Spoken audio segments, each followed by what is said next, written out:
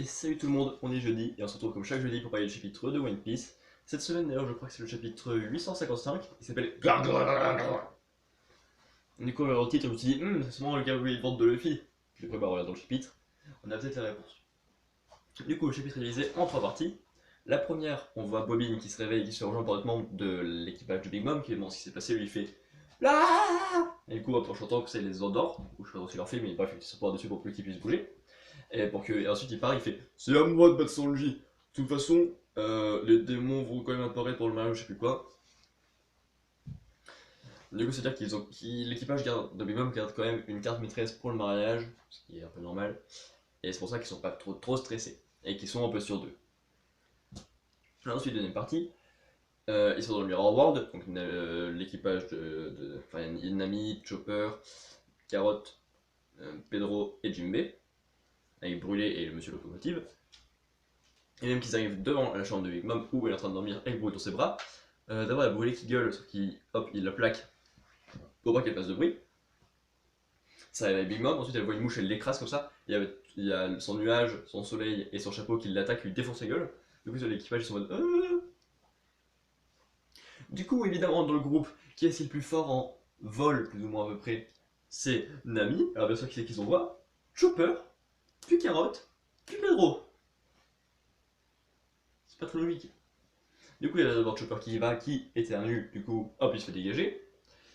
Carotte qui y va, sauf qu'elle se fait pousser par une bulle de ronflement de Big Mom.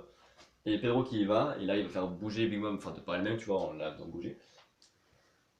Donc les précédents ils se font attaquer, genre en mode espèce de mouche, va-t'en. Alors qu'elles ressemblent pas à des mouches, putain, Carotte elle ressemble pas à une mouche.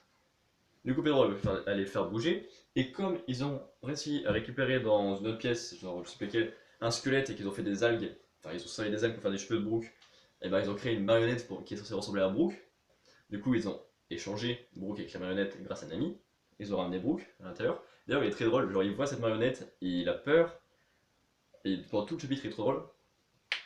Voilà, du coup, là, il a réussi de les avoir sauvés. Il explique que. Enfin, après, il parle avec Pedro parce qu'il s'était séparé, qu'il n'avait pas eu d'autres plans.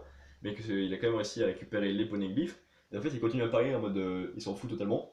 Par exemple, c'est en mode, oh, les poneglyphes, ils sont trop forts.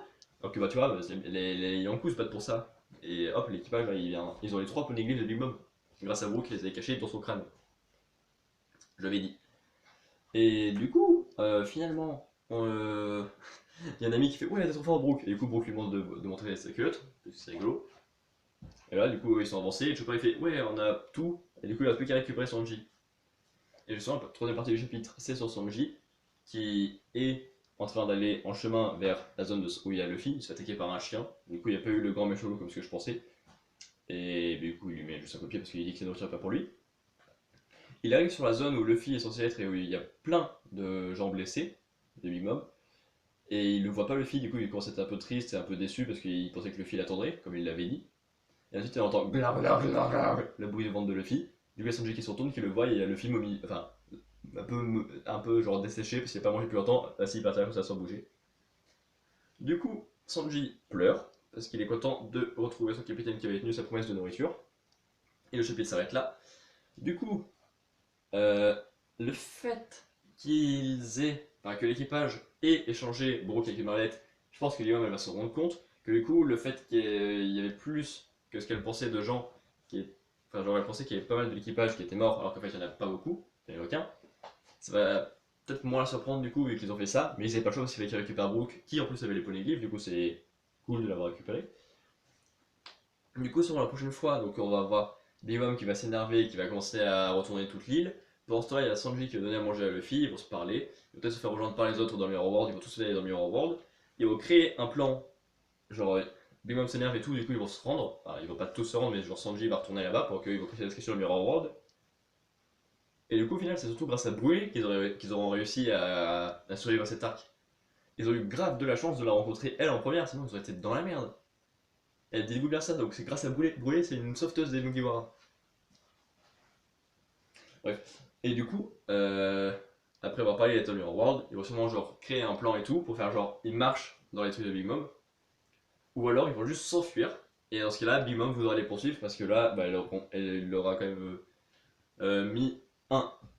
elle leur a posé un lapin, elle leur a volé ses poneglyphes, et ils ont déjoué ses plans et tout.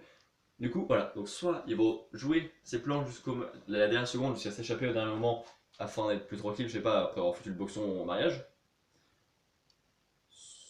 genre en espérant aider les Smoke, pour que après genre les Smoke retiennent la famille, enfin, la famille Big Mom pour qu'ils se cassent.